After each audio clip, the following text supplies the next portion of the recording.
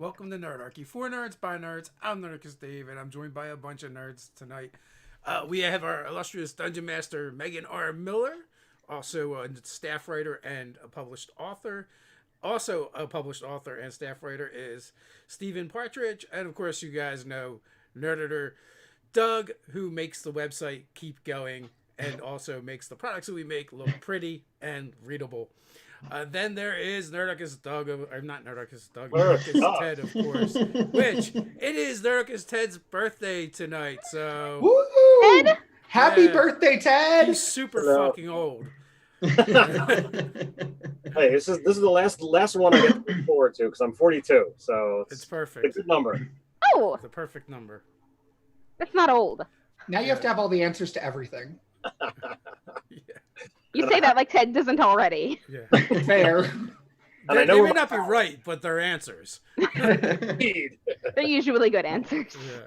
So with that, I'm just going to turn it over to our dungeon master, and they'll let us. They'll pick one of us, or the die will pick one of us, probably for the recap, and then we'll have to remember what happened.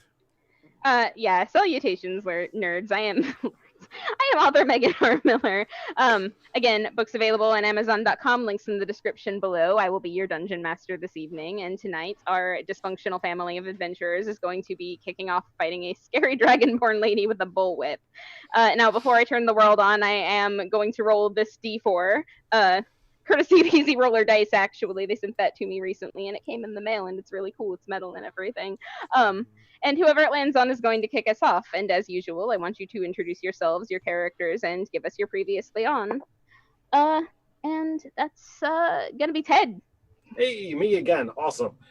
So we had set off on an adventure towards rescuing our long-lost sibling, Louvel, who was captured. They're a knight of the realm, and we believe that they were being hauled into a dragon's lair.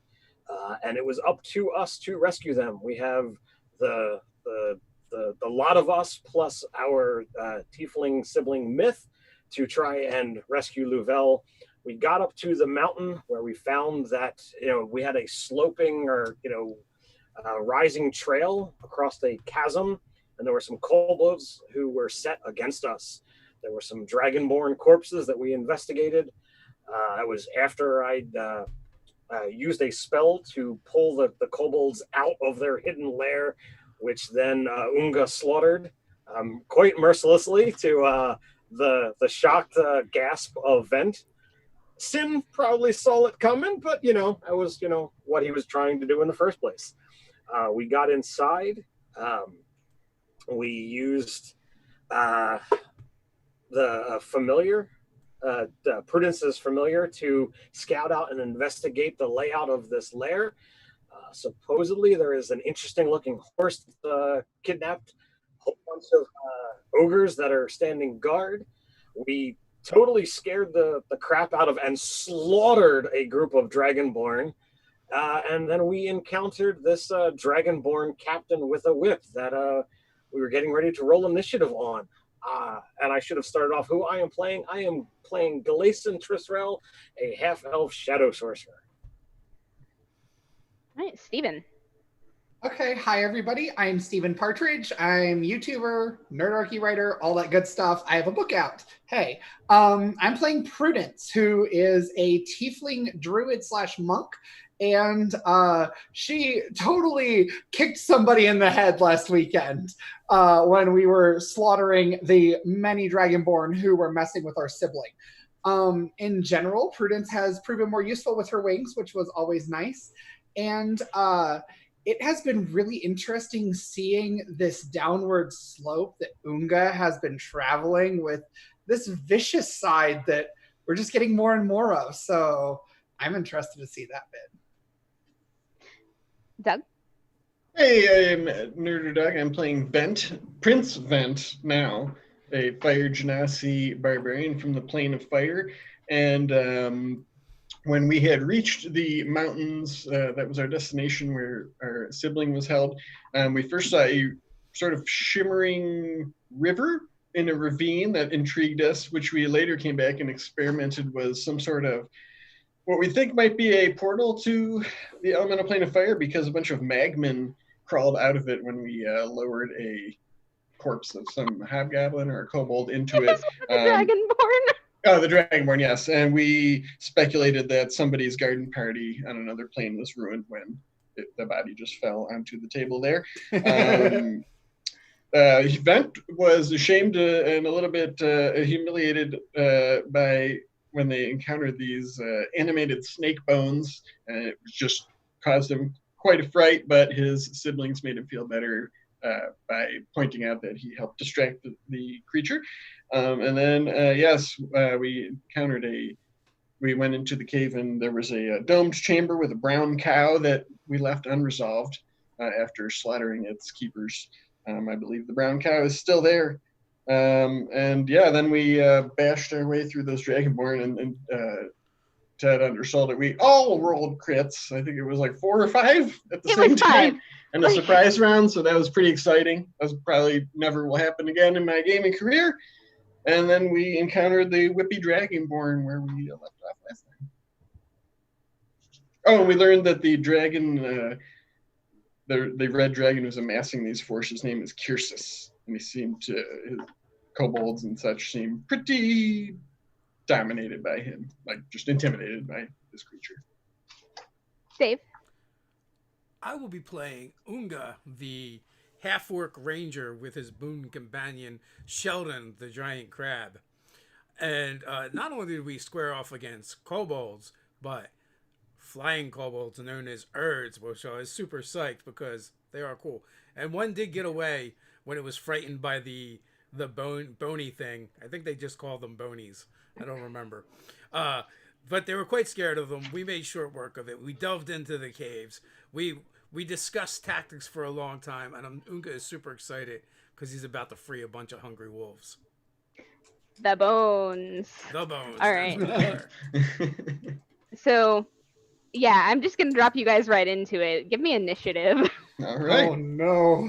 And I have already pre-rolled the initiative for those hungry wolves because I knew you were going to do that. Oh. I got a 22. 18. All right. 19. Not as well for me. That is a 12.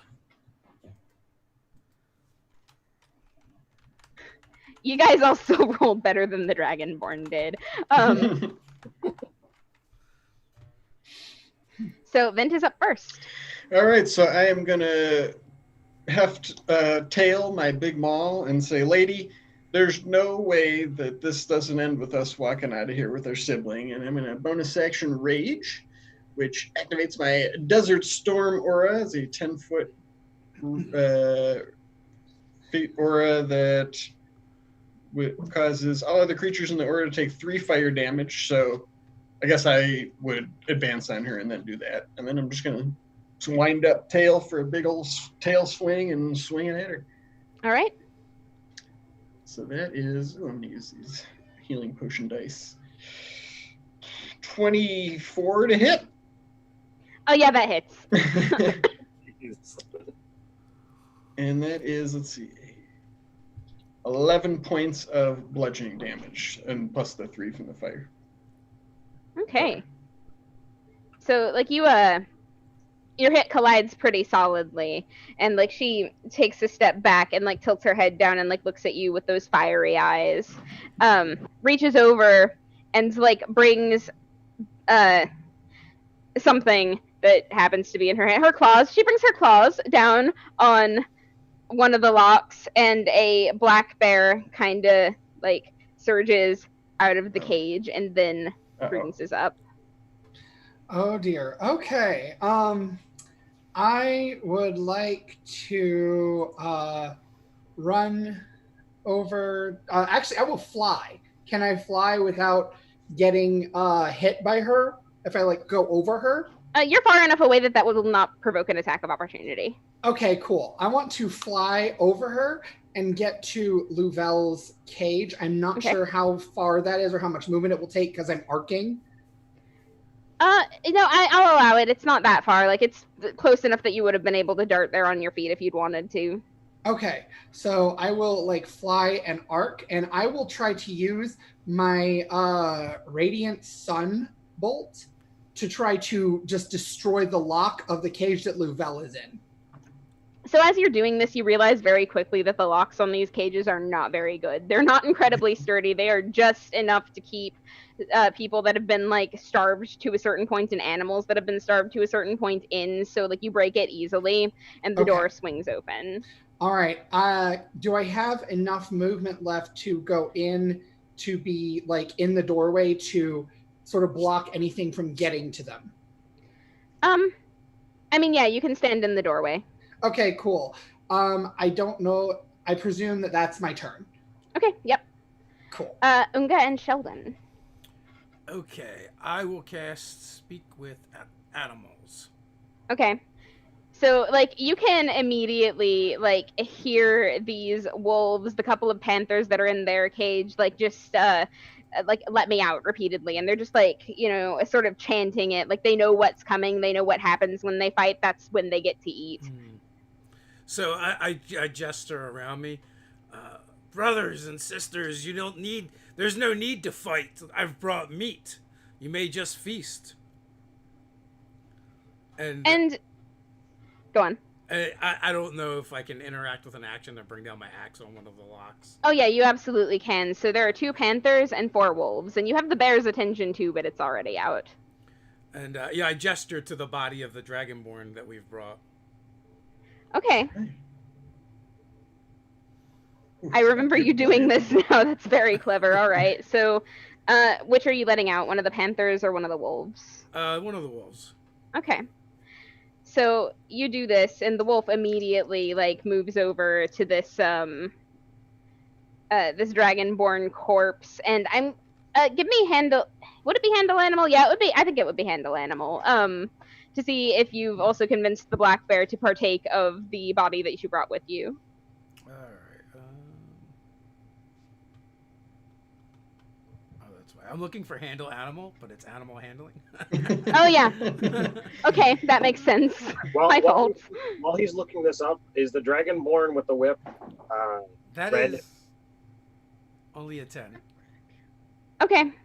You know what? You should do it with advantage though, because you did bring meat. Then that is going to be a 16. Okay. Yeah, the bear seems pretty interested in this corpse as well, but it's not the bear's turn. No, but the bear will start moving over there, and then Galason will be up.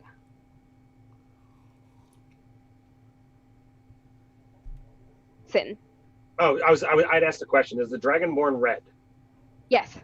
That makes a difference. So I am going to do my very typical cantrip, Ray of Frost. Oh, man. Natural 20. No lie. First roll with a new set of dice. Oh, wow. Birthday dice. In fact, it was.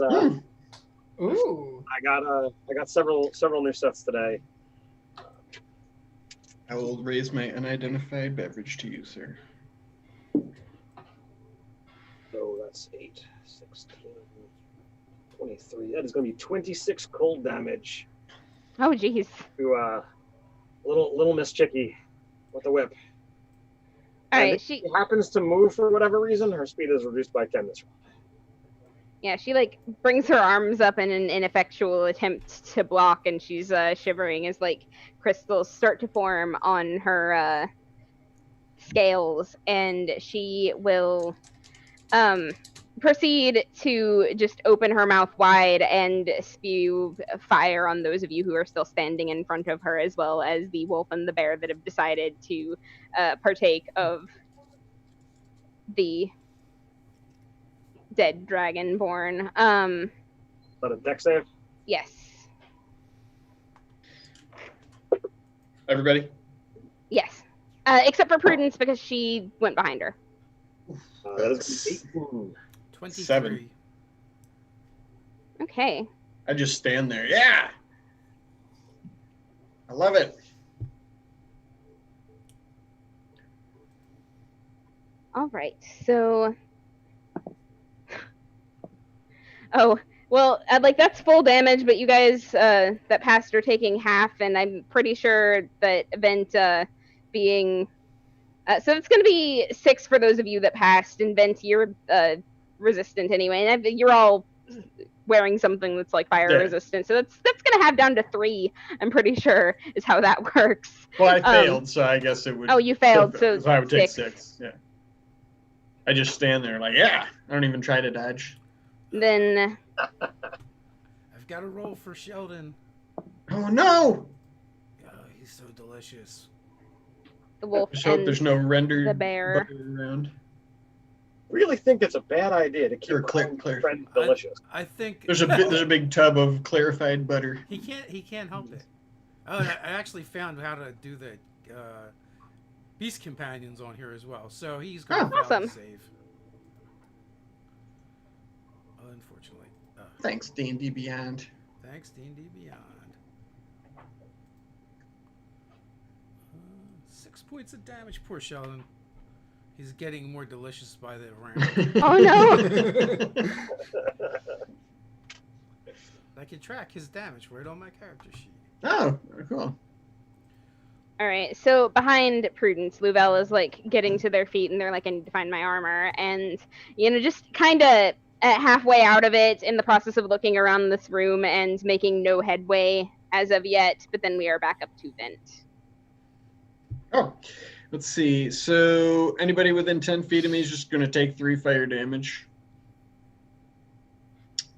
And I forgot I have extra attack, but I won't this round, so I'm just going to do it. Anybody, period, or active yeah. enemies? Anybody, period. Okay. Yeah, there's just like heat and fire radiating off him. He is that hot. Yep. I haven't cut loose yet. All right. Tail swing number 1 is an 8 to hit. So that's probably a miss. Yeah, no, that doesn't hit. Tail swing number 2, 16. That, however, does. Oh, cool. That's going to do 13 bludgeoning damage. And I guess I'll just try to keep her attention on me and just sort of like, face off against her. I don't know what she's going to do, but that's my turn. All right.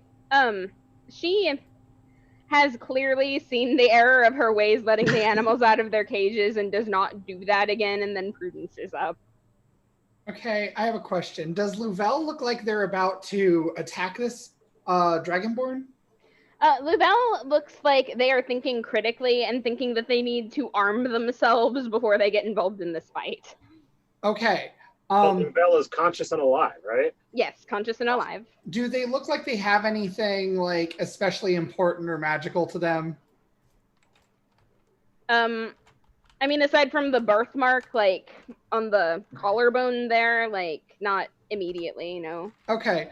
I will turn to them and say, I can fly us out, and I may have a way to keep her in, at least for a short time.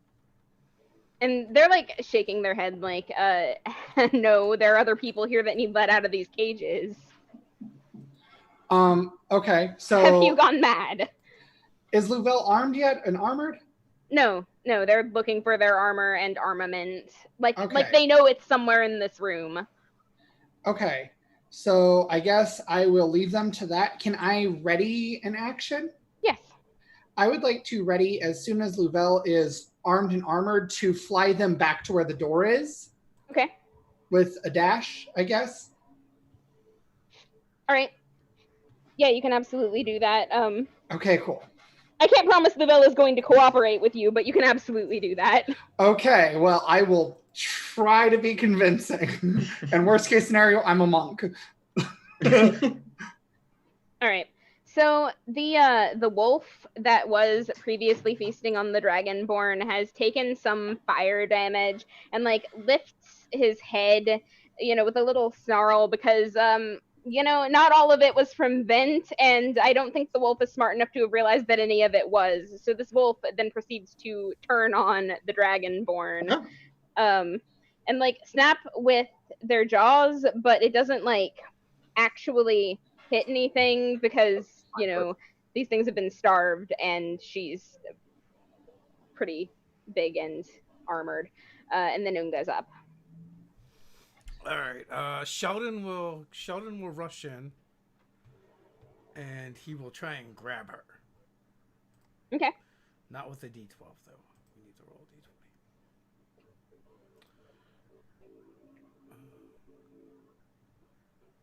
I believe that's going to be a 16. That hits. Oh, good. All right. 4d6 plus 4. So that's going to be 7 points of damage, and she is grabbed. And then Sheldon would have tried to swing in wide away from vent as much as possible. I don't know if that's going to work. But what's the range on that vent? 10 feet. 10 feet. Okay, So yeah. Sheldon can easily get out of range. Okay. And then since Sheldon is holding her, I will attempt to hit her. Oh, no. It was so close to the 20. Well, that is going to be a 9 to hit. No. Yeah, I didn't think so. Ah, that was a warning shot. I will also cast as a bonus action Hunter's Mark. Okay.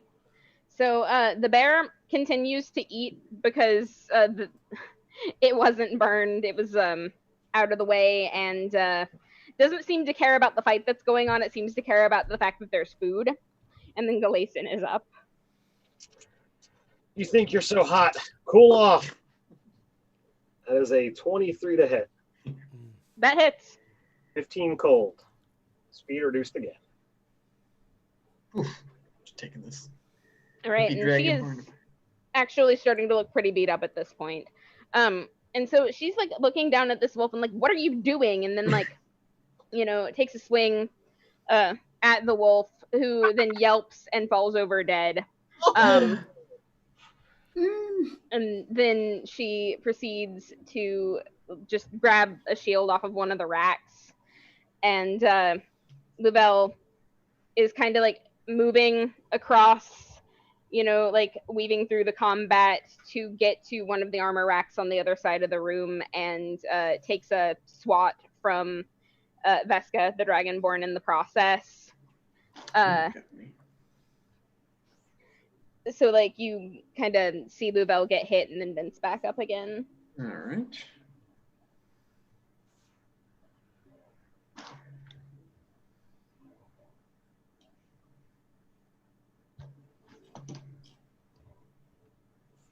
Whose turn is it? Is it me? You, yeah. Yes. Oh, okay. I didn't hear anything. Okay, so let's see. What was I going to do? Oh, Louvel was making her way towards a weapon rack, you said? Yep. Okay. I am going to take Bite out, and I'm going to say, Louvel, heads up! And I'm going to use my inspiration to try and throw my short sword to her. Okay. So they absolutely catch that sword and like give you a nod, turning like hasn't found their armor yet, but Sure. We got a shield. A sword is enough. It's sure. Good to go. And let's see, would that have been my action? I mean, like probably. Okay, so I'll just use my bonus action. Yeah, no, that bear's near me. I don't want to burn it. I'll just try to keep like. Oh, the bear's out of range. Yeah, I did. Oh, of me? Yeah. Oh wait, Sheldon grappled. Or yep. Didn't. Absolutely did. Okay, then I don't know what I'll do. I'll just sort of. I'll just keep on. I'll just move up to where Sheldon is and try to just be in the mix of it. That's it. Okay. Prudence. Okay. So Louvel is going towards the thing or whatever, right? Yeah, I presume the lady was in the door. Is that the case or no? Right. Unless you wouldn't have let Louvel out of the cell, in which case that would have played out very differently. Okay. In that case, I will. How many of the animals are still in the cages? There are 3 wolves and 2 panthers still in cages. There are also at least 5 people that are in cells, but they don't appear to be awake at the moment. They're pretty exhausted. I just realized the people. They're probably safer in there anyway. I look to Unka. Brother, is it safe to let out the wolves? Yes, I've told them there's food for them. Okay, Starbolt, Starbolt, Starbolt on 3 of the cages with my Radiant Sunbolts.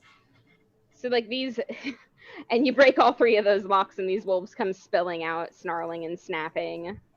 There's more food in the other cave. And I kind of gesture that way. All right. And that's absolutely enough to convince them to take off and go find food, because they're more concerned about that than they are about this fight. All right, Unga.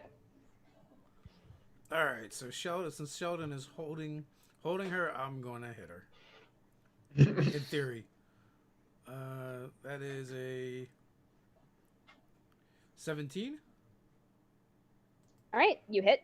All right, and that's going to be. Oof, it could have been better. It's going to be a whopping 9 points of damage for the first attack. And Okay. the second one. Rolling your hunter's mark. Yeah. Oh. That was with Hunter's Mark. Let's see. Second Right. one. Maybe do a little bit better here. And that is going to be a 19. All right, she is going to use her reaction to parry that. Okay.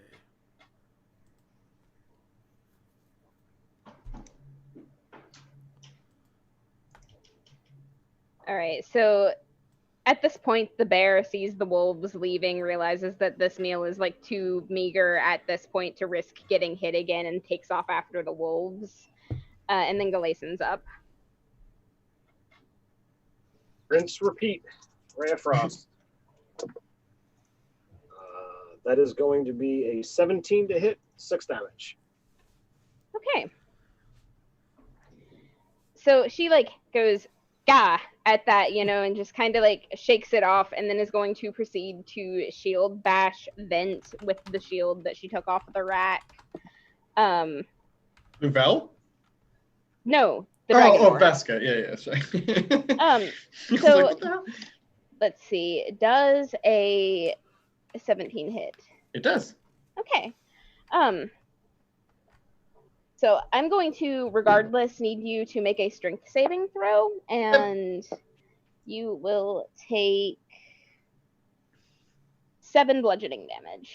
All right. It's a dirty 20 for the save. And Okay, that passes. Deducting the points now. All right. Oh, that was a significant hit. Okay, and Louvel, who now has that short sword, is going to come in and take a whack and just completely whiff it, and then we are back up to Vent. Oh, okay.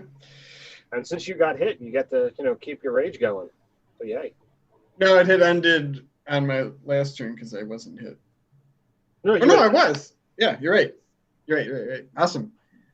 Then, well, I don't want to burn Sheldon though, so no fire aura. I will not use my bonus action for that, but I will take a couple swings with the tail. First one. Ooh, natural 20. Plus Yeah. 6 is 26. Hey, that's cool. When you roll 20 on D&D Beyond, it actually adjusts like the block where you roll for damage. Oh, that's Does the cool. crit for you. So Oh, it nice. is, and it added my rage damage. 16. Bludgeoning on that one. How's Vesca look? Well, she's pretty torn up at the moment, but she doesn't seem to be showing any sign of easing down. Sure. I'm just gonna briefly glance at Unga to see if if I before I swing, are we is this final or do we want to know anything? Yeah, Uga. Uga doesn't really get what you're asking in that glance. Okay. Yeah, I mean, it was just for a brief second. All right, so I'm like, okay, and just swing, and that's a 18 to hit. You hit. And that is 15 bludgeoning damage. Okay. She's still up. Okay. Prudence. Of Unga, Sheldon, and Vent, who looks the most hurt? I'm not that bad. I'm down 12. I'm most worried about Sheldon. Yeah, I mean, Sheldon isn't down a lot, but comparatively speaking. He doesn't have a lot. He doesn't have The a lot. ratio. Yeah. You haven't Okay. seen Rage if Sheldon dies. All right. So I will begin whispering with that weird dissonant effect as I write Sheldon's name in the dirt and then blow. And the text disappears and he gets a healing word. Cool. Excellent. And you will get back. Is it 3? Do I add my wisdom to it? Yes. Then that is 5 hit points back Perfect. That is almost, for Sheldon. almost puts him to full. All right, and then Unga and Sheldon. All right. That's it. That's it, boy. Keep holding him. And that's going to be a 19 and a 23. Yeah, both of those hit. Why? That's the wrong dice. Why am I rolling that die? So, no, we need damage. Damage! Give me the damages.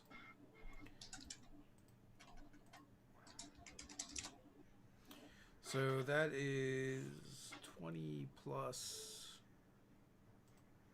Come on. 32 total. Okay.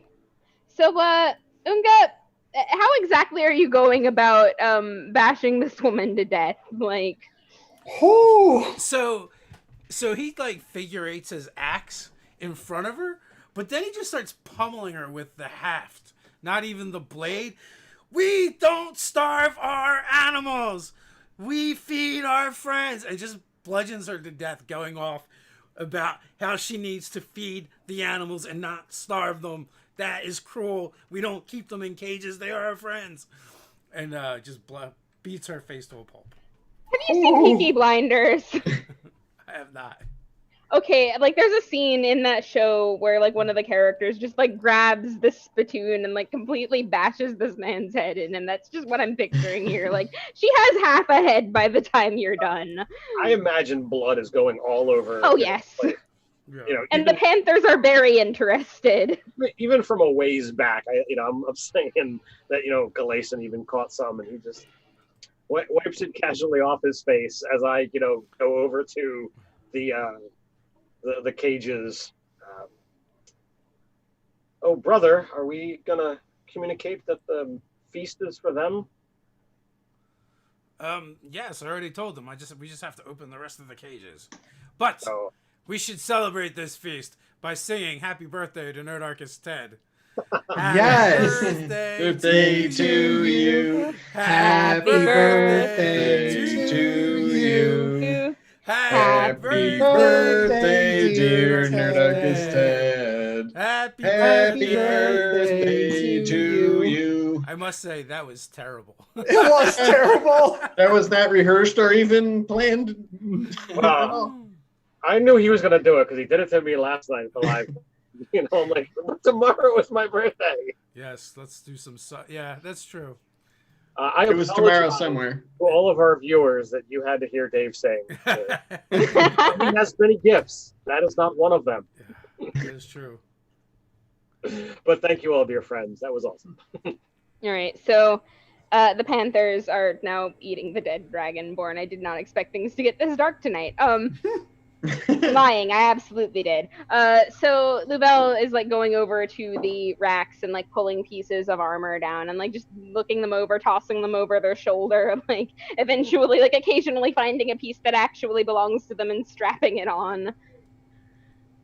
Have they spoken Okay. anything to us? I mean, just Prudence when they were let out of the cage.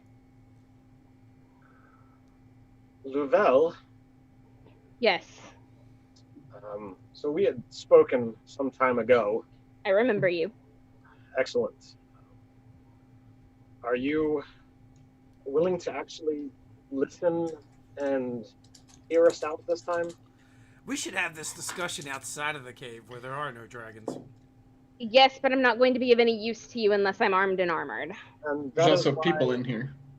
And there are people in here.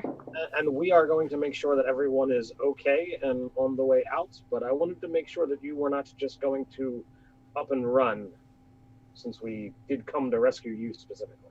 I have no intention of running. There are still people that need our help. Excellent. So I will go, make sure the animals are let out to go do as they will, but make sure, I'm not skilled in the healing arts, but I will assist in any way, shape that, Prudence needs. The people. Oh, sorry. Go ahead, Steve. No, I was just gonna say Prudence looks like super rough because I used all my spell slots.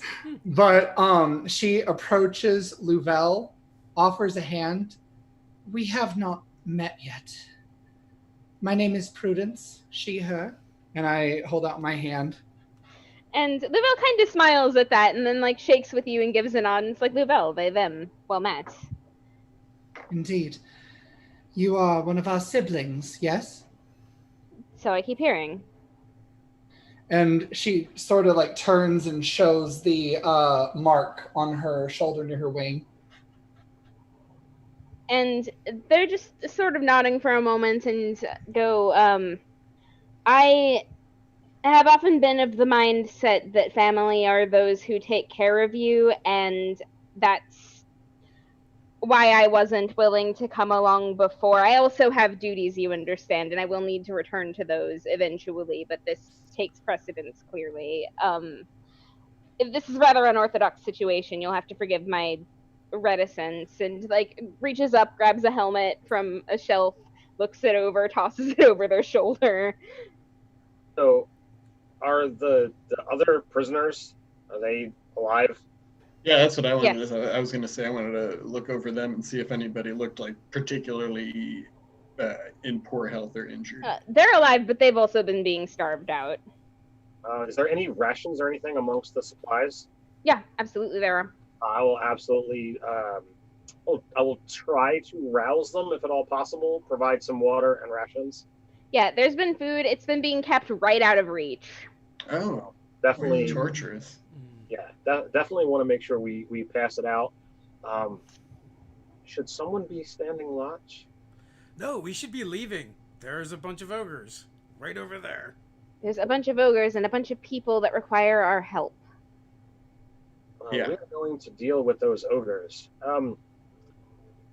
Prudence, did they mention anything about the horse? Or did you just acknowledge that was there and not say it?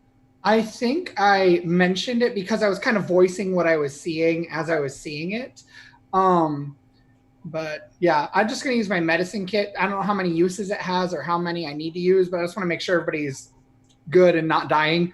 Yeah, everybody's stable, but like none of the people in this room look like they're ready to get up and fight anything, including Louvel. They're just willing to do it anyway. Well, the plan, I do believe, was to whatever wagon was brought in, we were going to bring out anything and every one that we could on a wagon and ride on out of here. We were, but we have to get everyone out first. Correct, but we're not, quite equipped. I definitely think we need to deal with those ogres, and there's Prudence above anyone else would certainly be able to notice that there is, something with Sin about going on before we head out. Are you suddenly the knight in shining armor, ready to rescue those in need, dear brother? Well, I definitely do care for those, but he picks up the note that I don't know who found it, but Sin kind of claimed it. This note about a horse and the description you gave leads me to believe that it's possible that the horse that I've been looking for is here. Louvel kind of looks over their shoulder, gives you like this, I know what you're doing, you absolute degenerate look, and goes, yes, the one you lost while you were conquesting Lady Grace. I believe she was taken as well, by the way. I didn't know about that. But I did say that I do care about the people. You did. You can have whatever opinion you want about me, but as much as our dear brother cares about our other dear brother, and I point from Unga and Sheldon, I do care about Midnight as well. And you tossed your family aside, not wishing to hear anything about us. And yet we came in here risking life and limb. So please, feel free to discourage your siblings from further rescue all you like. So you did. I apologize. But like you can tell that like it cost them something to say that, and they're still low-key judging you. Oh, I fully accept it. And, it'll take some time before I'm willing to ever, forgive Louvel for the, I'm just going to toss you aside. I've already got family. I don't need you. And yet, despite all of that, we are still here. Oh, wait, So, there's a horse over there, too? If I am correct, that is Midnight. As a dear friend of mine.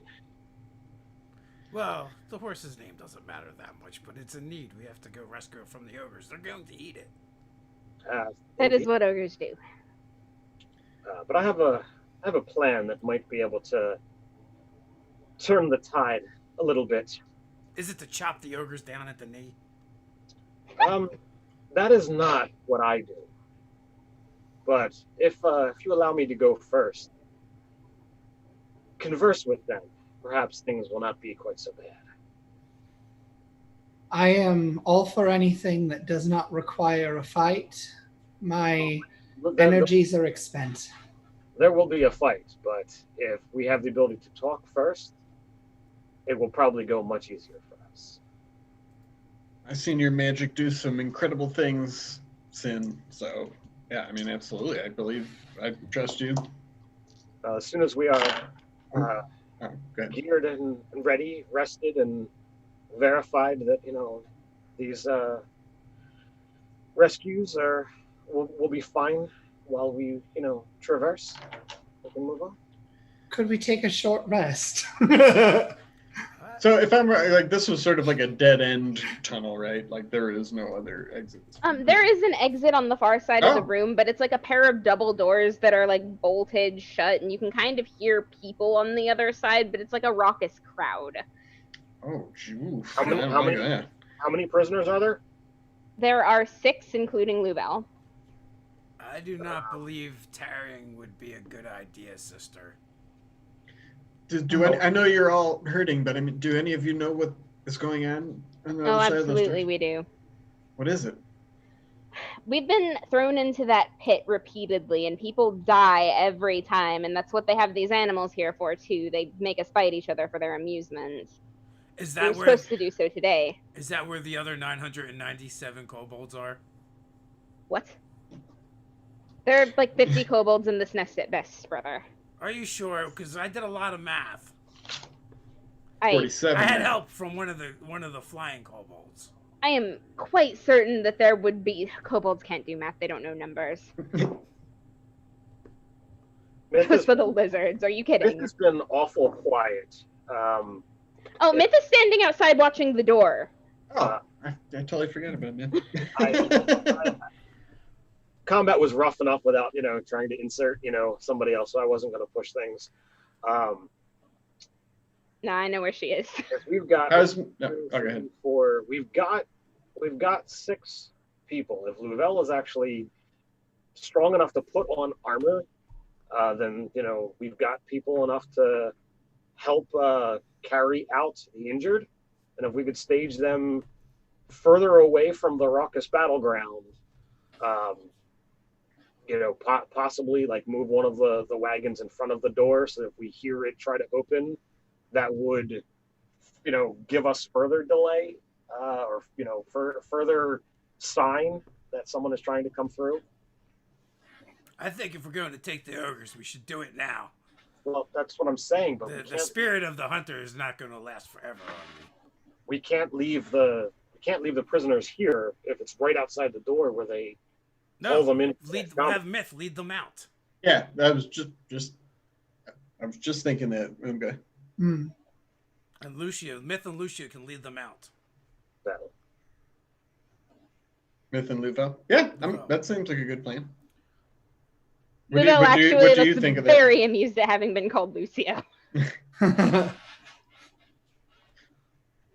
Well, Louvel, why were you taken with these folk, or Absolutely was. Okay.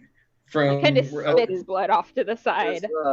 Is the Lady Grace one of these, prisoners here? Yes. I've been trying to bust out of that wretched cage and get to her this entire time. As a knight in her service, it is quite my responsibility to make sure that this doesn't happen, and I failed. I'm gonna grab Sin by the collar and start dragging him towards the ogres. Sure. Sheldon's gonna help and kind of bully him along. Get these out safely. We will deal with the others in the other room. We'll be along shortly. A sigh, and then I see you're in quite a better state to do that at this moment than I am, but do call for help if you need it. Oh, you will hear it, believe me. Myth as well seems perfectly okay with this plan. It seems like as much combat as she could not get into, the better. So I try to clean myself up as best as possible while I'm being hurried along by a crab and a half orc and a giant crab. But make myself look as presentable as possible, and I will. I have to make sure that they are close enough that it looks like I'm leading an entourage more than just I'm out by myself. Right. So what do I see as I step into the chamber? Okay, so there's a fire pit in the middle of the room, and they are roasting an entire cow over it. Is it brown cow? No, it's not brown cow. It's a different cow. We connected. And they clearly killed it before they started cooking it. They're ogres. They're not savages. And so there's 3 ogres sitting around this fire, and then there are like a bunch of people piled into a cage behind them. Like a lot of them are actually wearing finery, but it's all tattered, like they've been wearing the same clothes for days. And then in the other wagon cage is this just absolutely beautiful black horse. I kind of swell with a deep breath, seeing my long lost friend, who has also, by the way, not been being fed very well. Oh, it's a crime, I swear. But I steady myself, and I look to the ogres. They all kind of clustered together. I mean, yeah, they're sitting around the fire pit, fighting over who's going to get the best parts of the cow. I want to, quick size them up as to who looks the strongest and the stupidest. Well, those are both the same ogre, as it turns out. The strongest and the stupidest is sitting the farthest away from you and keeps on, just being like, well, yeah, but I'm going to take that haunch because I want it. So, all right, I will pick him. Greetings. We have, come in here to do some harm to your master, and it looks like, most of his minions have either fallen or fled. And I, whisper a bit of magic, and I point to that one and the dude to his right, and say, if you wish to survive the day, it is time to turn the tides and join us. As I twin suggestion. Woo! Okay. So what's the saving throw?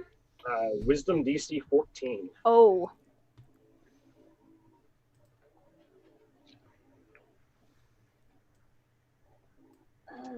Let's see. Here we go. I had a different stat block open in my book, so I gotta go get the ogres. Here we go. Nope, that's a half ogre. All right. 10. Nice. And 7. Yes. Yeah. So 2 ogres have joined our side guides.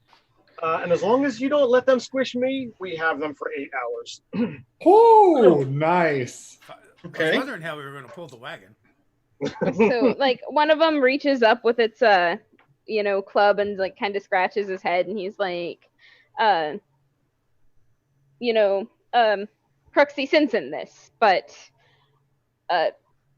have no male master. Who is this he we crush? I point to the other ogres. And they both like look at each other and then look at the other ogre. And proceed to then pummel this third ogre into the ground. And the other ogre is like, what? Oh my god, nice one. Wow. Okay. Always did think he was in charge. So let's go ahead and mark off my points and my spell use. So, wow, that was pretty incredible. I know, right? Suggestion, man. Yeah. I was legitimately sitting here like wondering how you guys were gonna pull this off. Me too. I was like, I'm sure Ted has something up his sleeve. And he's like, Oh. Well, I mean, that could have gone very poorly if, I'm out in front and they both cast it. yeah. That's true. But the real trick was, like, we couldn't be in combat. And you guys can't hurt them or, it ends the effect. Okay. So, What's the next part of the plan?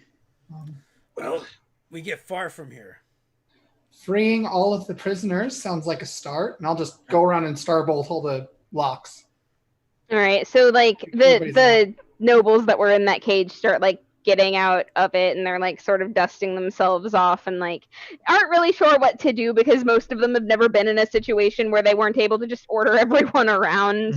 And meanwhile, Midnight like hops out of the back of that caravan wagon and immediately walks over to Galason and sort of like does a nuzzle. I'll absolutely accept it, scratch him on the, behind his ear and under his chin. I imagine, he, even poorly fed, he's still sizable and, pushes me back a bit. He looks at you expectantly. I'll provide some, I'm certain I've got something that, he would enjoy food-wise. Good. He's pleased with this. You know this horse? This is my horse. This is Midnight. The only thing that the only one that I brought away from home that actually meant anything to me. Then I am glad you are reunited. Why did you leave your horse behind? Louvel kind of shared the story to a bit, but I was forced to flee from a unexpected liaison, if you will, and Midnight was left behind. And I've been trying to get back, but it has been trying. The trials of meeting all of you and following our destiny have kept me away. It appears the path has led me back to my friend. But who had her? Do we know that? Louvel said that it was like, with Lady Grace. Yeah. It was a noble that is actually right outside now. Yeah. So yeah. She's just awkward standing there and not saying anything to you because it's always awkward to run into somebody that you've hooked up with, but under these circumstances, like that's like doubly so. Especially since I'm not really choosing to interact at the time. Yep. So Vent's just putting that together, and I'll file that away because we're in a dangerous situation. So as we're kind of like walking out of the cave, So both of the the ogres crushed the other two and had no problem with the issues. Awesome. It was one other ogre. There were 3 ogres total, so yeah, they had no problem at all. All right. So plenty of riches, plenty of food are easily able to be had if you wish to continue with us. As I say to the ogres. Do you want a persuasion check, or is the spell? Oh no, they're fully under your sway, and the sounds of riches and power are absolutely up these ogres' alley. So we'll load up the sick and injured into a wagon, ask the ogres to kind of pull, and we will GTFO. Was there people fighting for their lives against starving beasts in that other room right now? Who are you asking? I said, I'm just sort of whoever's standing nearby me. Louvel. Louvel went out with the other people that were in the cages. Well, Who the are we ogres with? might know. Wait, I thought everybody was together. No, you sent Myth and Louvel out with the people that you guys found in the room that they were keeping Oh, gladiators so they're in. just like ahead of us now on the road or whatever. They're outside the cave, Oh, okay. as far as you know. Okay. Then I'll just say that aloud to whoever happens to be in your ship.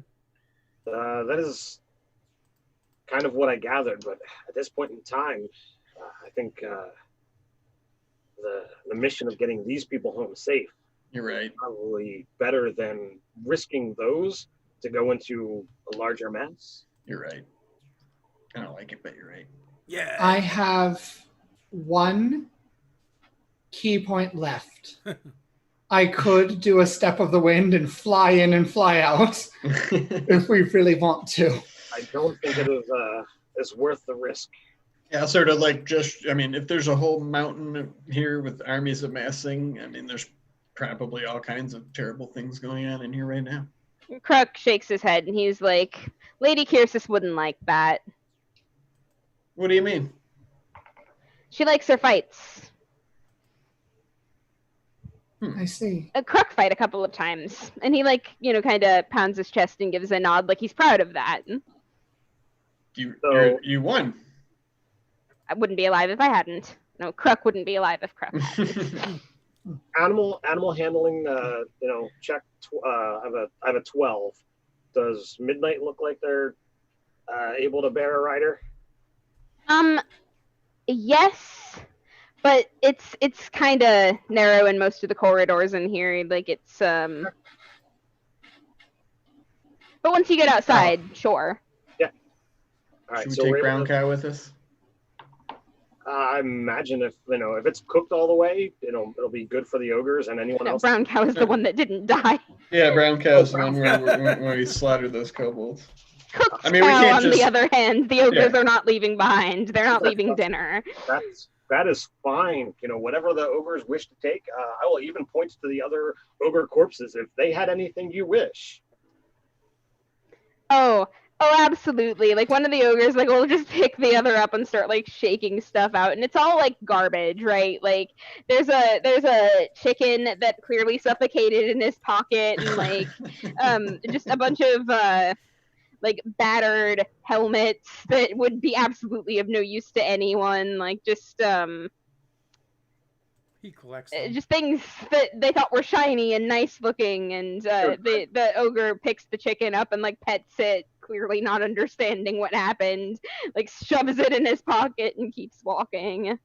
I don't judge. I look down and find a stone. I don't know for whatever reason, but I'm imagining this place is black stone fortress mountain. I don't know how accurate that is, but I reach down and pick up a jagged stone and pocket that from my travels in here. You sure you don't want a dead chicken? Dead pocket chicken. Very special. Big magic. But will all of the injured prisoners fit on one wagon? Yeah, I don't see why not. They were all in one wagon to begin with. Awesome. So we'll try to lay out as much things to make them comfortable as possible. I imagine either Vent or Unga has enough survival skill that they mention take whatever food and water supplies to cross the desert safely with. Crossing the desert's easy. We just yeah. I didn't take anything. I just assumed that you guys prepared for it. You knew they had captives. You knew about this in advance. You've got plenty of food and water. I'm just trying not to, put narrative control all over, Sin's decisions. Sure. It's a group thing for sure. Hey, it's your birthday, man. Uga's we're take bringing exactly. back other people? So... What's Louvel and Lady Grace? Is she sort of sticking by her, or is Louvel riding the cart, or trying to be all proud and walk? Oh, Lubel is definitely walking. You have never met another bullheaded person in your life. But they are also like looking after Lady Grace on the way there, and they're discussing something quietly, like as they go amongst themselves. As we But go over the bridge, I definitely point out the spot where we went fishing. So as soon as we are outside, completely bareback, Sin will hop aboard the horse, and kind of get some strides and get midnight some exercise. Started firing. Yeah, I Midnight would seems like to appreciate that.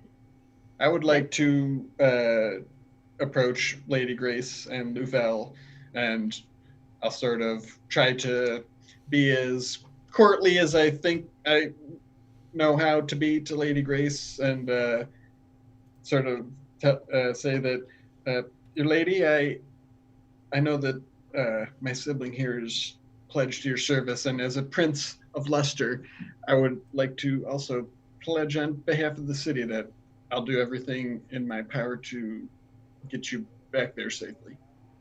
And she nods, considering you for a moment, and says that whatever her city can do to aid yours in the future going forward is absolutely yours for the asking, and appreciates your help.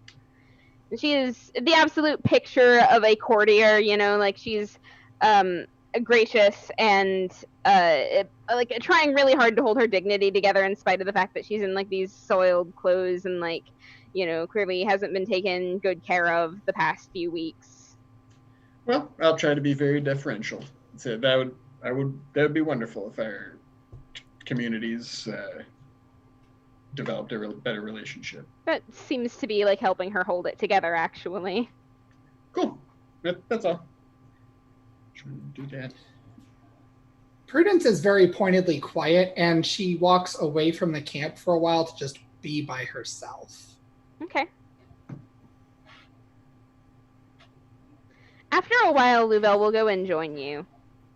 Okay. Like, just So checking in. Is this while we're camping one night? Yeah. So Sin would wind up at some point in time, like after it seemed like a couple of glances across the camp.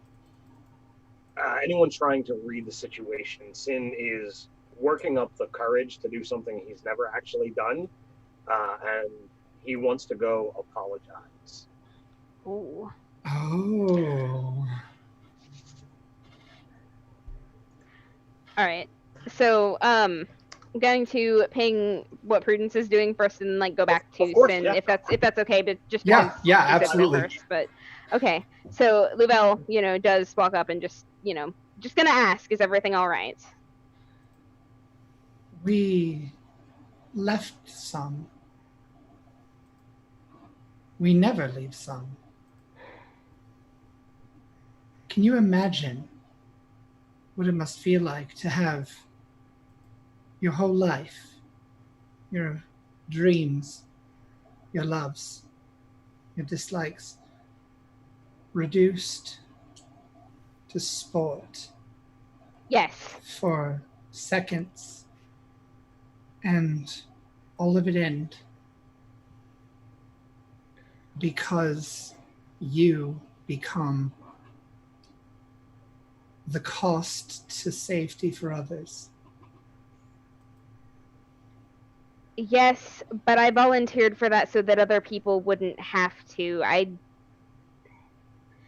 Leaving did was not. difficult, but no, they certainly And didn't. she has like tears running down her eyes at this point. They did not volunteer for it. We volunteered for this. And they did not. Yet we chose to leave them.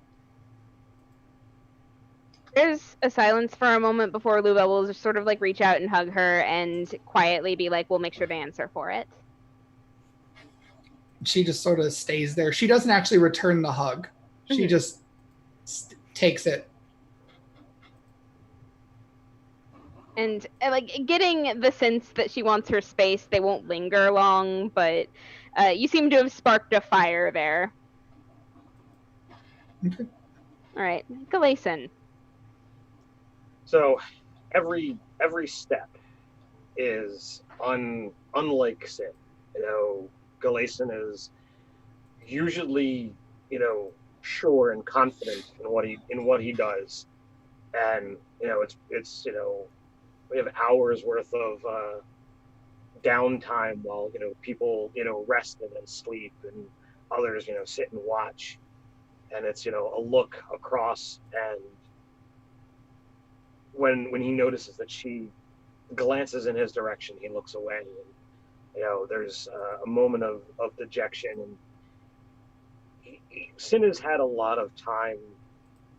Sin, you know, it doesn't seem like all that much, but since we encountered that mirror or those mirrors, you know, Sin's mind has definitely been looking to the one with him and a you know a faceless wife, a child riding a horse in a pasture, a simple house. These things weren't really something that you know Sin was really looking for. It was something that he never really saw a future, um, but it has been you know kind of weighing on him, and the decision he makes you know has to mean something. And that night with God, I'm not remembering the bird lady's name, Molly. Molly. It didn't mean as much as you know the other times. Like you know the moments didn't seem to add up. You know he was still you know cordial and gracious and everything else he always is, but it had less of an impact than it usually does. And having you know this moment of his past you know so casually thrown about in space by his you know newly accepted sibling, you know he's further you know looking back, you know, so it takes a couple of times of her Lady Grace looking across the camp, seeing him, to finally getting up enough courage to do what you know he really should. And you know he walks much slower than normal, doesn't quite lower his head, but he definitely is not looking in the direction he is walking. When he finally comes over, takes a deep breath. Lady Grace, might I have a moment of your time for a word? More than a moment if you wish. Please sit. We have things to talk about, I'm sure. Well, in that word, I will start off saying is sorry. I do apologize for my actions, for the things that have led us down the path that we walked. I am not exactly the same man that I was when we last met. I am striving to be better. She offers a smile that isn't entirely sans bitterness, and says, "You have a reputation. I knew what I was getting into." It doesn't matter what the reputation is. I doubt I will be able to go back to let's be you know blunt, every conquest that I've had, and apologize, but our lives are thrust together at the moment.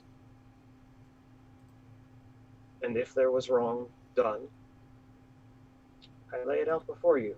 I apologize. If there was wrong done, you have more than made up for it with this rescue.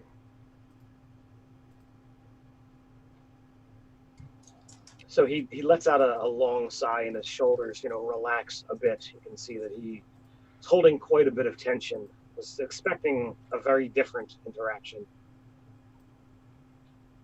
What befell that led to this? Your city is quite some distance away, and there were quite a number of retainers, if I do recall. We weren't in the city when we were taken. We were going on a voyage to meet with another dignitary in another town, and were waylaid on the road. And why you and not someone else? Father, you know, treated you like porcelain, if I do recall. Well, since you left, my father had a fit, by the way.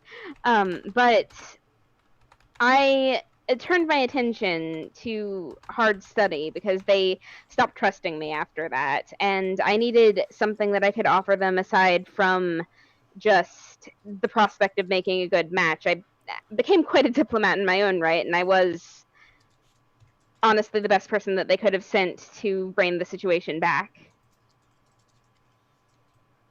And I'm very happy to have been able to set this right. Why was Midnight brought along?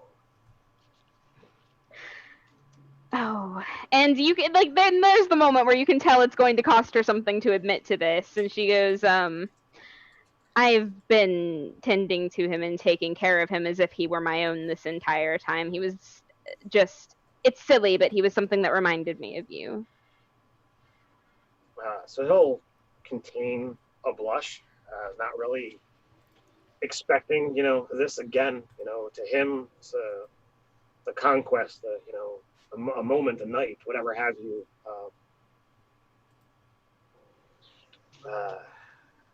Well, if you care for the horse, he is very dear to me. Do you have a problem if I take him back? No, he clearly loves you, and I wouldn't keep you apart. A full bow,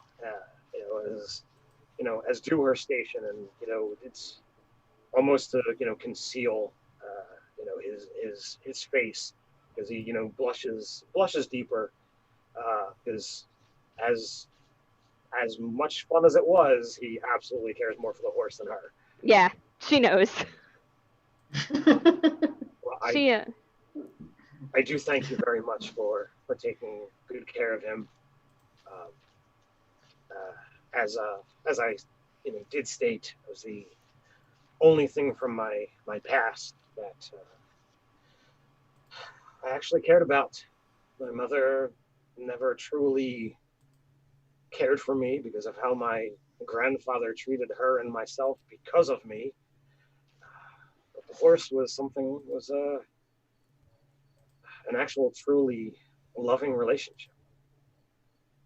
And she nods along with that, like she's listening. You can kind of see the gears turning a little bit. She's like, well, if you ever find yourself in Caravel again, my door is open to you. I'm sure my father will complain about it, but he doesn't really get a say. Well, I do hope, kind of casually overheard a conversation between you and my dear brother Prince. Perhaps good things might still come of this. And she nods. It wasn't exactly the diplomacy I was expecting, but it should serve. Our dear brother does not have the way with words that I do, but he is a great man. We truly look up to his leadership, and I don't know how much of a ruler he intends to be, but he is taking on his title quite well. And she nods and spares a look across the fire at Vent, and you can kind of see the intrigue on her face at that moment. Is this like a nighttime campfire situation? Yes. Oh. Hey, we're in the desert. Can we see those beams from the temple? Sure so can. As you look over, I'm trying to just sort of, occupy people's minds of these refugees, and I'm pointing to those lights, and I'm like, those are actually beams of starlight, if you believe it. And I'll point up and just start talking about the constellations. And I personally don't remember all the details of the myth, and I don't want to reveal our part in it, but I would kind of just sort of tell a tall tale of just this legendary lover had traveled all across the plains and leaving these little bits of starlight everywhere, and then he hid them all in this sword and hid it in the sky, and then it disappeared, and just trying to just make stuff up on the fly. Yeah, you have all of these people absolutely captivated. Yeah, well, just take their minds off the terrible situation. So, and that's, I was just saying, that's what you see when you look over Event. That's what he is doing. So, Unga, are you doing anything in particular at camp? I'm just waiting for him to go on a murder spree. Yeah. Then Uga swings his axe. Everyone is just so concerned about you. No, so Uga will kind of wait until Vint is done, entertaining, and sit down next to him, and Sheldon will saddle up kind of towards him, and he'll like lean on him, like a big dog with a kid. But yeah, and he like kind of looks off at the Prudence talking and Sin talking. I don't like this, and the guy kind of nod towards them. That's why I like animals. It's simpler. There's none of this pretending. They just get what they need, and that's it, and move on. Look at them. Look at their shoulders, how they hunch. Look at their posture. You can see this dance that they're doing. But animals, they don't do that. They just be in the moment. That's why I get along with Sheldon so much, and the other animals. When they're hungry, they eat. When they're frightened, they run away. When they're angry, they bite. When they want to, they just do it. But all these games and this pretending and this worrying about things you have no control or power over. I don't see the point. That's the difference between animals and us. Is we want to know why we do things. We want the things we do to have some meaning, and that's the point. It's sort of the curse of knowledge, brother. Once you realize a thing, it's hard to go back. I am not convinced that their way is not better and that there is a point. Oh, absolutely not. I mean, Sheldon and the horses here and the wolves and those birds you've freed have all been existing for who knows how long, just right alongside us in their own way. And the way that we interact with them is what makes life keep on going. It just always feels like people are just pretending. Maybe, well, to some extent, I suppose. But sometimes when you're pretending, you can really get down to finding the truth about yourself or the world around you or others. And who knows? Maybe Sheldon wishes he could talk, right, Sheldon? And I'll look over at Sheldon. And he can talk when the spirit takes me. Yeah. What is? I mean, yeah. You talk to animals all the time. What do they think about it? What do they want? It's simple. Maybe they want the same things as we: companionship, food, shelter, safety. Yes, but they're more honest about it. They just say what they want. They don't do the dance. There's no pretending. It's pure. Sheldon stays with me because there's food. Oh, I think there's more to it than that. There is. I protect him, he protects me, and he keeps getting food. Yeah, well, and we're protecting each other. What would you have been if you had never met Sheldon? I don't know. I maybe still on the street. I don't know. But then I would have met you anyway, maybe. Who knows? Mm-hmm. But someone has to look out for Sheldon because he is very tasty. Well, and somebody has to look out for us too. And I like point over at Sin. I mean, look at him. Just a couple of years ago, could you imagine him,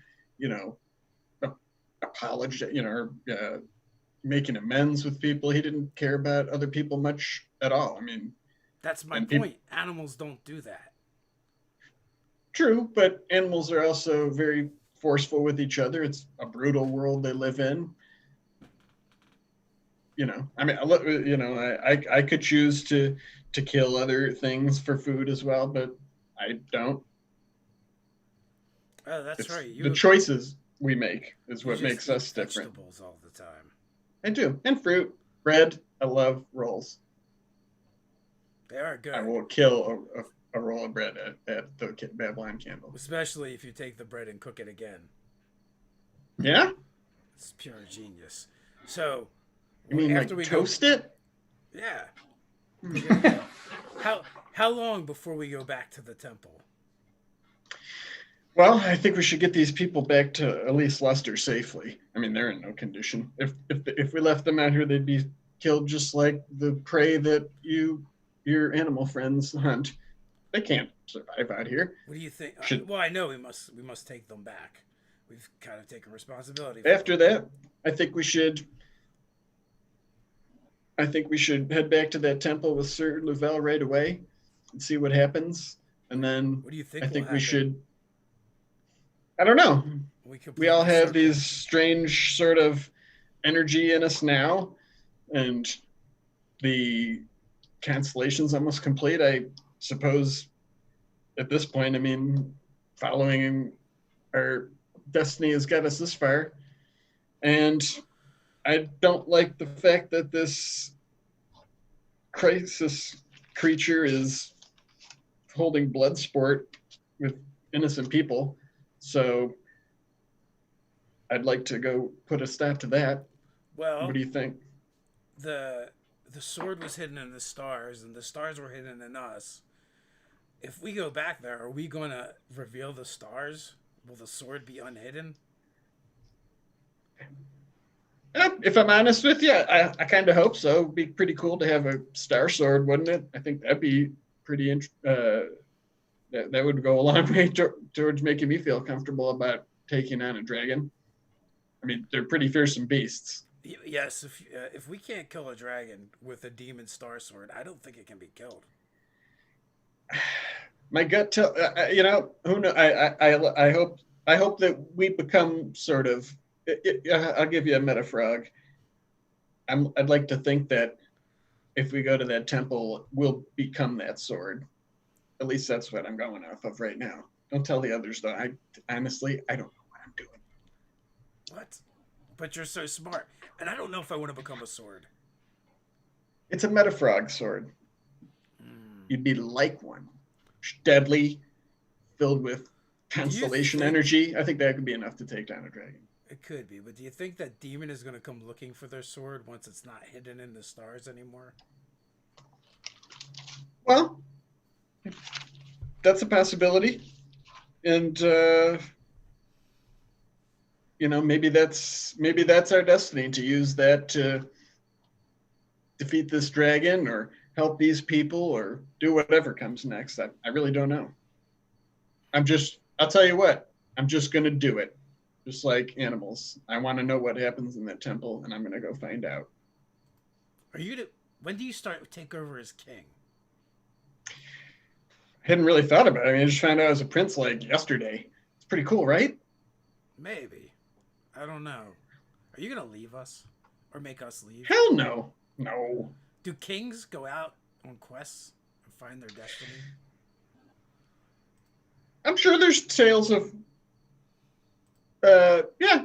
I mean, there's all sorts of and I'll point up at like this star. Imagine all those stars are an entirely different world or universe or dimension. Where I come from, like, remember that shimmering river? It's another. Does Unga understand like planes and stuff? Out of character.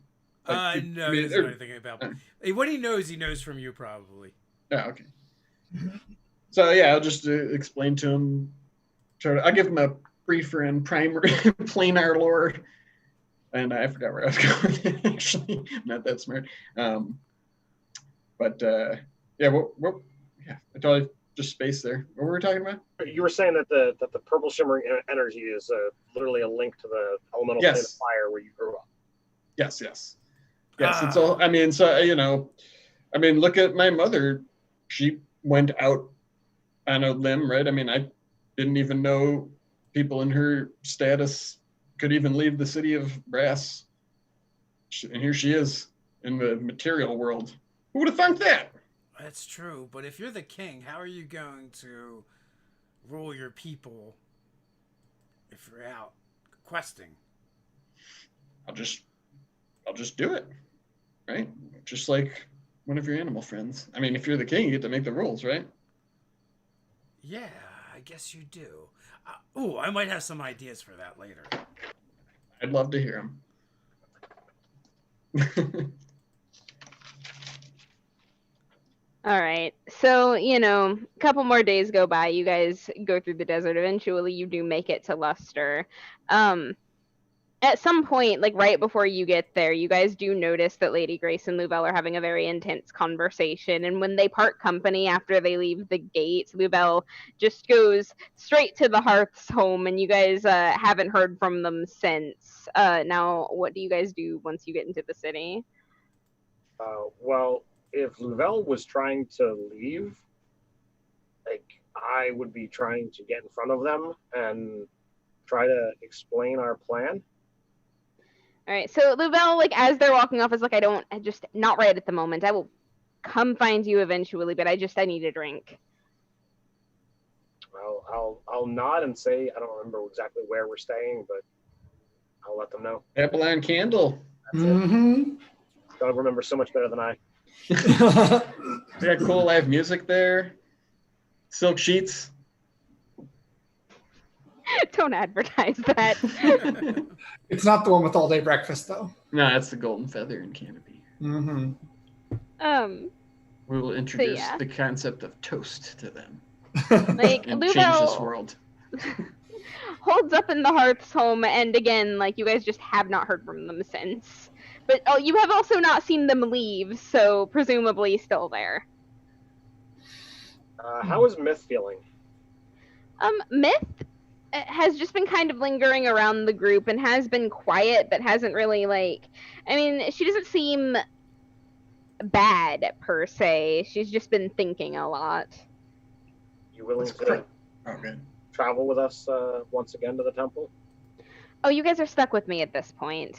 That's how it works. What are the ogres doing? Like the ogres. Okay, so you guys got to the gate and they saw these ogres coming up and immediately like geared up for a fight. Yeah, I'm gonna be like, whoa. But I didn't have to re-up the spell or anything. They just no. I mean, like you promised them power and a good food source, and they're down. Like it seemed like a good idea, magically inclined or not. I don't think they're really smart enough to understand. Like they know that they were ensorcelled, but like bribery works the same way, right? Like I'm gonna, put up my hands and like a whoa gesture and be like, Sin, come with me, and like sort of approach the guards and away from our little caravan is when we came to the city, and be like, I need your help to explain this. Oh, of course. And I'm gonna approach the guards and be like, I know this is unusual, but those two ogres back there, they're willing to help, like to be basically join the Luster community. I know it sounds weird, but they only really want a steady source of food, basically, right? Isn't that right, Sam? Yeah, that's exactly what we're worried about. Well, just feed them. I mean, I've seen some pretty unusual, unexpected folk around here. Maybe you could train them to be guards or something. I mean, they really seem to only want food. They helped us get all the way here after rescuing these people. Brother Vent. Yeah. Prince Vent. I have to make sure I address you properly. To be fair, we could just have them stay here while we do the whole temple thing. We could. I was planning on bringing them back to the dragon. Oh, okay. Imagine how useful that's going to be. True. Well, then let me amend my statement, guard captain. We'll have them stay outside the city. Does that seem fair, Sin? Do you think they'll be okay with that? If we let them come into the city, imagine how much power they would feel, how great they would if we give them a section to relax for a little bit. They're your friends. I just wanted to make sure there was no undue hostilities here. So I will tell the guards. They work for me, and as long as we make sure they are well fed, they're only going to be in the city for a short time. And then Stars and Hearthfires, do you have any idea how much an ogre eats? I do, but we will, if need be, we will pay for it, or I will pay for it if need be. And like the guard glances at Bent, and like you can just tell that there's like this seething internalization of, oh, that's the queen's son, and we cannot tell you no, can we? Before they finally, like, both the guards just hold their hands up and are like, fine, enter the city, explain this yourself. Oh, by all means, I have no problems confronting my brother's mother, the queen. So Hey, at hey. some point on the journey back, I would have approached Sin. Sure. We should pierce their noses through the middle. Why? Uga is definitely pitching you on the septum piercing. We'll put a big ring through it. They do it with bulls, and we can attach ropes to them. I don't know if they would be interested in that. We could certainly ask. Well, you're their boss. You just make them do it. There would have to be a reason for it. I just think it'd be cool if Sin had them for bodyguards and leads them around on their leashes. I can't say that it wouldn't be fun to, have two hulking ogres be my bodyguard. And chains, though? That seems... I don't necessarily like the chains or the ropes through their noses. Well, this way you can get them to do what you want. You just tug this way and tug that way. Ogres are really stupid. He just asked him what... I'm sorry, I was to interrupt. You could definitely butt in. Oh, I didn't want to butt. Yeah, if you just asked him, simply asked him. He followed us all the way here. That's a little bit of a compulsion to get things moving, and they've been, incredibly willing to help us cross the desert with all of these, prisoners.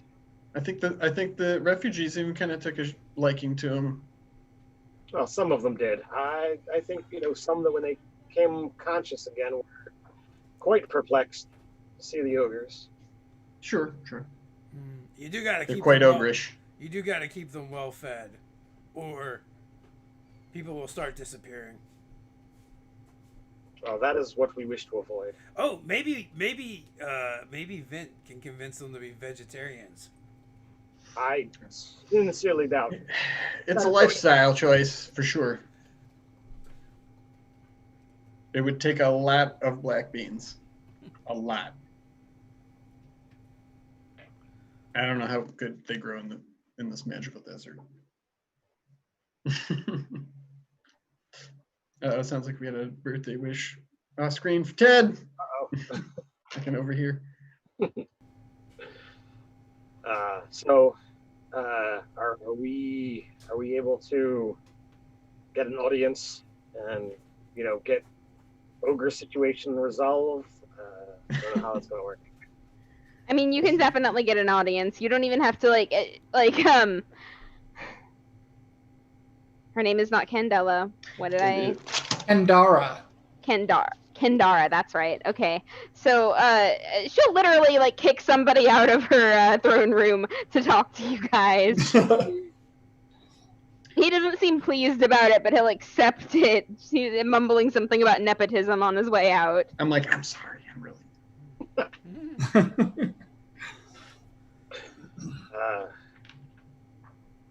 Greetings. Father? We have returned. The entire mission is not quite complete. The dragon still exists, but the most important prisoners have been retrieved. Sadly, we were not able to rescue everyone, but there is a slight problem that we wish to consult with you about. Oh dear. What's happened? Well, I have kind of come into the employ, or they are now employed by me, a pair of ogres. You've employed ogres. Well, we had already poached them. We had already rescued some prisoners. I ensorcelled them, and when the magic wore off, they kind of still heard the words that were said, and said, "Sure, I will keep helping you." So, to unfold my plan, we were hoping to take all the siblings, now that we are together, head to the temple, figure out what goes on there, and then head after the dragon. But we would come back here and retrieve the ogres. That is, if you would be willing for them to stay while we figured out whatever was going on with this temple and our heritage. You want me to watch over your ogres that you have employed while you're gone fighting a dragon? No, they will come with us to fight the dragon. I don't know if they could, though, now that I think about it. Because part of the ruse is that they believed everybody had been defeated. No, I said we defeated many. Oh. Okay. Yeah. Just think of them as grandnephews. All I need do is say that they get to eat the dragon. They have probably not eaten dragon. Yeah, that's our main problem. These ogres eat a lot, Mother. And we don't want them to start eating people. So No. we kind of weren't sure if there was maybe some food stores. You got any big armor? I am not arming ogres. No, armor. No, I am not armoring ogres. Oh, it would look so good if they follow around Prince Vent and they're wearing the shiny red armor. What about some kind of uniform, though? Do we have any of those? I do have a tailor. If you can get these ogres to stand still long enough to have clothes made, and they will wear the uniform, then I will keep them around until you get back. I am fairly certain that I can convince them that, putting on a uniform is a symbol of power. That is one thing that they enjoy. I do have a bit of good news in a political way. Go on. Was among the people we rescued was a Lady Grace of Calavel. I don't know this town, but she is some sort of diplomat, and she seemed quite willing to establish some kind of more closer diplomatic relations with Luster. I don't know if that's something that would be beneficial to the city, but it's on the table. I will have to look into the city where they're located, what their major exports are, but I suppose we could consider something. She's like, you can tell that she's suspicious. Well, she seemed quite sincere and grateful to be rescued. Oh, I'm sure she did. She was rescued. I am quite familiar with her and her family. But if she were to, be allowed to clean herself up and present herself in a more dignified fashion while she, remained here, I imagine that would go quite a long ways to making a dazzling presentation with her in her city when she returns home. And our sibling was a knight in her service, too, who we also rescued. All right, I'll speak with her. Thank you, Mother. And congratulations and well done on your rescue mission. Yeah, it's the next part that's going to be pretty challenging, because we're aiming to take on the dragon. Have you ever heard of a dragon named Kyrsis? I wasn't aware that that was what the beast's name was, no. They appear to be quite cruel. According to the ogres, she seems to just engage in a lot of blood sport for entertainment. I'm actually a little disappointed in ourselves, but we just couldn't save everybody. There was just a lot of nasty things going on there. When you are in a position of power, sometimes you have to delegate and sometimes you have to prioritize what can be saved over what cannot. You did your best. We risked all those that we had saved to possibly save more. Precisely. I think we made the best choice. Me too. It's just tough whenever you have to make those kind of choices. And it always will be. If your heart stays good, it will always be difficult. good way of looking at it. You're pretty wise. And she nods and gives a little smile. On a cheerier note, it's easy to feed the ogres. Simply employ a couple druids and have them cast Goodberry, maybe twice. That's a genius idea. What does that do? Each berry feeds someone of your size and stature for a day. So I imagine it might take 2 handfuls to feed them to their contentment. And they'd be vegetarians. Mm-mm. Well, we're doing good. Problem solved, bro. I shall certainly see if I can find some druids in that case. We'll see about Wait, positioning them you're at the druid. gate. My point to Prudence. I am. We are off to the temple. That's true. We got one more beam of light to turn on. And then I don't know whether you want to actually role play the conversation with the ogres, but I will try to convince them, of gaining stature within the city, that the queen herself is seeking to have them fitted for uniforms. No, that's all right. He's got a very good point to make, and we all know that Galason can be very persuasive. So. And we need to convince them to eat good berries. Turns out they just keep eating the druids. That's These good berry druids are amazing. hilarious.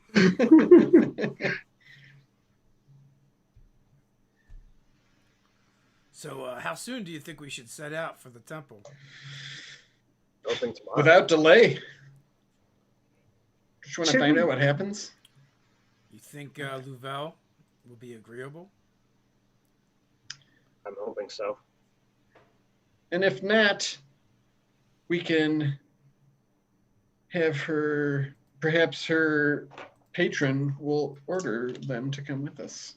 We do have some political leverage now. And I sort of look how proud of myself. I thought of that.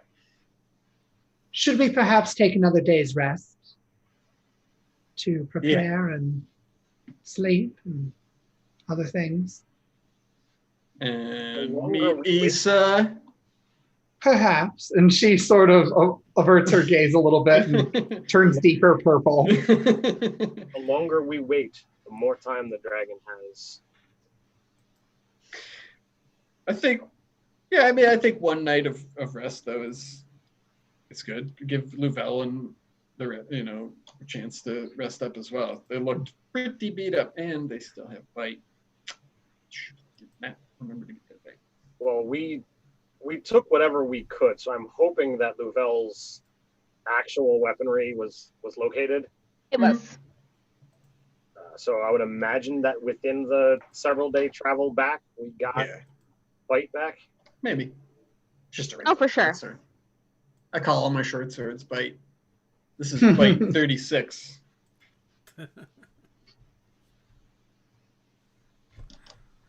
You broke them. Broke them, lost them.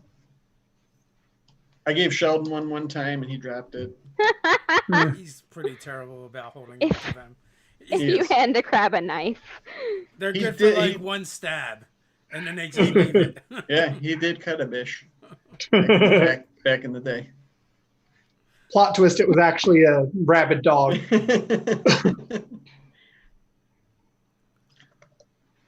Oh, there's a question for me in chat. Well, then I suppose we could delay a day if that's what our sister would like to do. Thank Yeah, I you. think And she just kisses each of you on the cheek and Aw. runs off.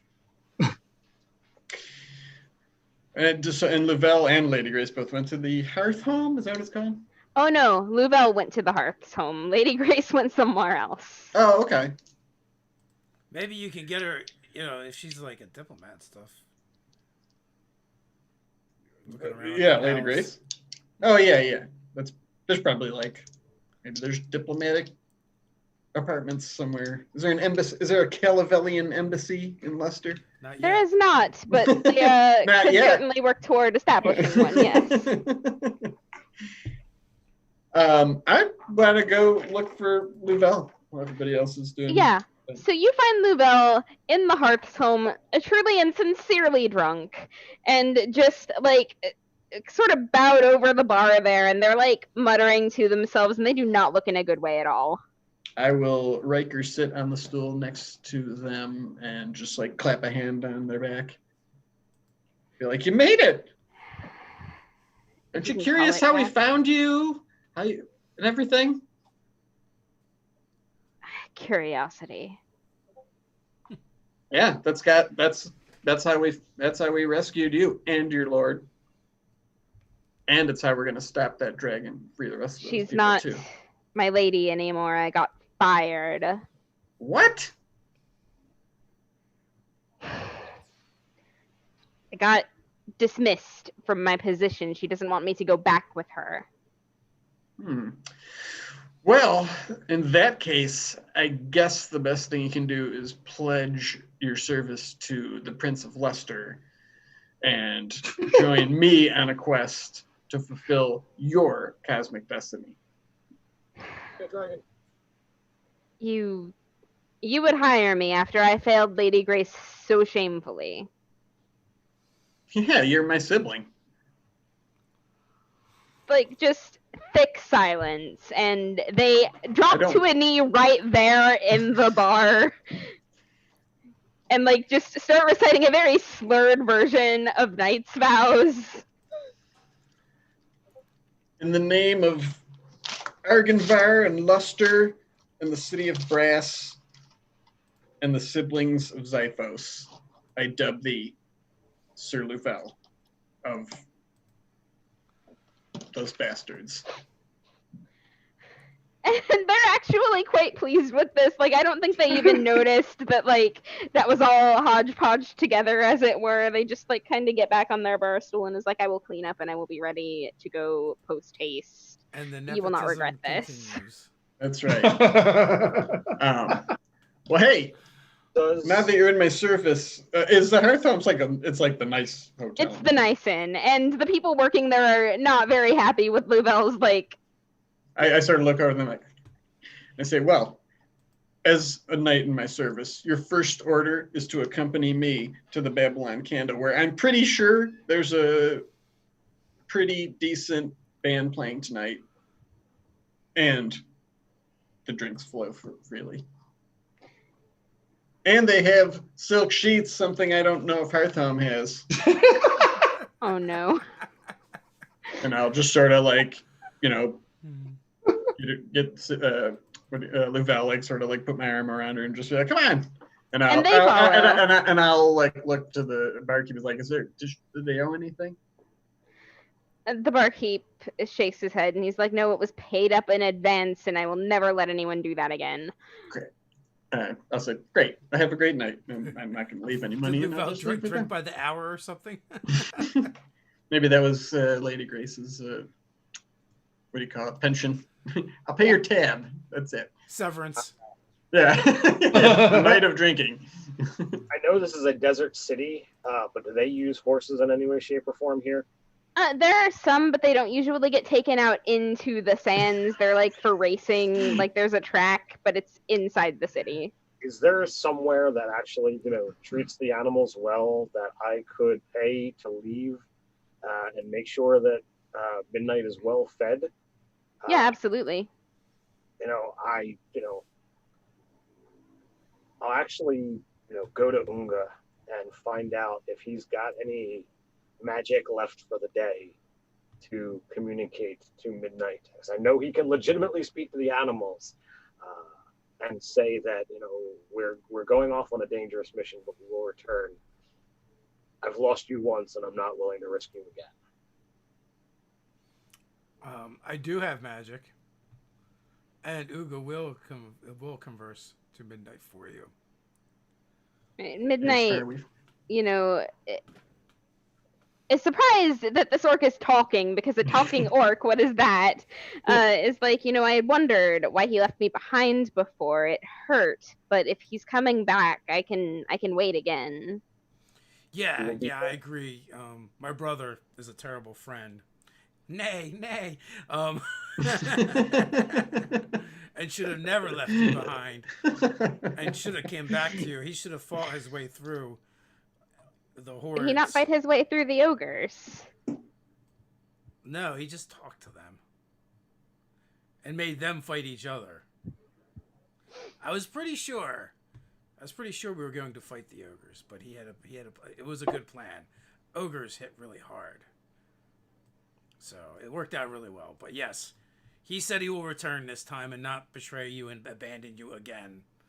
And I will try and make sure that he keeps his word. And if he does try to betray you and abandon you again, I will come for you and find a place to make you happy. And Midnight kind of nuzzles Unga and then turns and nuzzles Galeason. Tell him that he'll be well fed and exercised and taken care of. I will miss him. I will make sure that you get everything you need while you're here, and Sin will be back soon. And Midnight seems to accept this. Forgive my brother. He's a bit of an idiot when it comes to things that are not of the other gender. And, even then, he's a huge idiot. He's always trying to mate with me, unlike our father. But he's not really good with his interpersonal skills when it comes to, natural creatures, like beautiful creatures like yourself. He tries. Midnight kind of preens a little bit, because, you said a bunch of words, but what Midnight took away from it is you're beautiful. It's good enough, and I pet him on his neck. And then, good, now that is settled, brother. You do owe a lot of recompense to Midnight. So I'll pay extra to make sure that there is plenty of food and that he's got a person attending. You don't have to tell me now, but let me know what the gold cost is, and okay, it will absolutely be covered. And Midnight wants you to brush them personally every day. They don't like it when you have other people do it. Well, when I am here, I will absolutely do so. And I will gladly spend time, with him, there. And you should have a farrier teach you how to clean their hooves. Sure. Midnight doesn't like it when you have other people do it. Understood. And more oats, less hay. Done. The good kind. Fresh, not Here's old. a list of demands.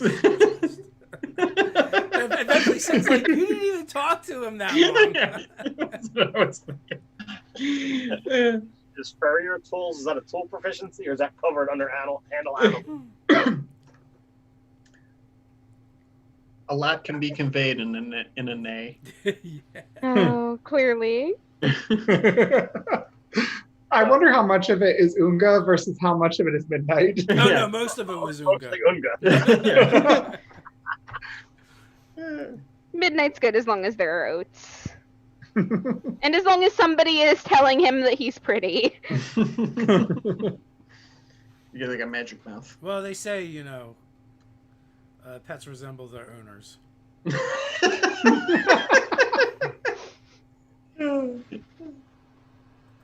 That's great. So It is great. it just makes sense.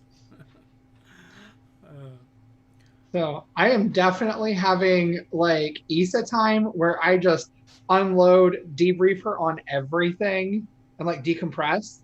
Oh, she's poured you each a glass of wine, and she's standing on the other side of the bar, really enjoying this vent session here. I'm gonna get drunk with Lou Vel too. Chat. We're gonna And play the Louvel Dragon is Mouth. just drunk enough that getting them to drink more is not difficult. They're not the kind of person to drink usually, except when they're depressed. But they're already there, so getting them further is not hard. Cool. We need to get them to loosen up. I worked for years in that manor house, and the floors weren't even that good. Hey, just think this time tomorrow you're gonna have star power in you. We're gonna be taking on evil dragons that are Yeah. pitting people against them. Totally gonna win, no problem. Yeah, we're gonna win stars and beat a dragon. No, we already have the stars. That's what we're gonna use to beat the dragon. We're gonna beat a dragon up with stars. Yeah, Yeah. and that's my night. Is the band any good, like he promised? Let me see. With enough to drink. Yeah. I mean, Louvel's drunk enough that it doesn't really matter, but the band is like definitely like one of those indie cover bands that's like bardcore and like. Say bardcore. I did. It's actually a genre, and it's so Oh, really? good. Like, okay, That's great. no, just remind me when we're done here, because there's like this cover of a Nirvana song that's like in Latin and played on like lutes and stuff. Mhm. I know Nice. it. I know it. Yeah, I never heard of that. it's so good. No, you can't say But- that anymore. You cannot unhear it. Ungo yeah, will Bardcore. spend some time kind of reminiscing and wandering like the slums and the back alleys. All right, Ooh. so I'm gonna put a pin in that, Okay. because Set do you time. remember those ruffian earth elementals? Oh yeah. Oh Yeah. That Chekhov's gun's about to go off, but that's where I'm Nice. going to leave you. Perfect, no! Oh. I wanna thank you for running, and happy birthday to Nerdarchy Ted once again. Thank you very much. Yes, happy birthday, Ted. Happy birthday, Ted. And Happy birthday, Ted. thanks everyone for hanging out with us during our Nerdarchy Ted birthday stream. And those bastards. It's always And a lot hey, of I fun. even got a present tonight. I got my horseback. Yeah. Yeah, woohoo! And we'll be back next week doing the same thing once again. I think we're getting closer and closer to the end of those bastards, and then we'll do something else, which will be determined in the near future. So with that, until next time, stay nerdy. Stay nerdy. Nerdy. Nailed it.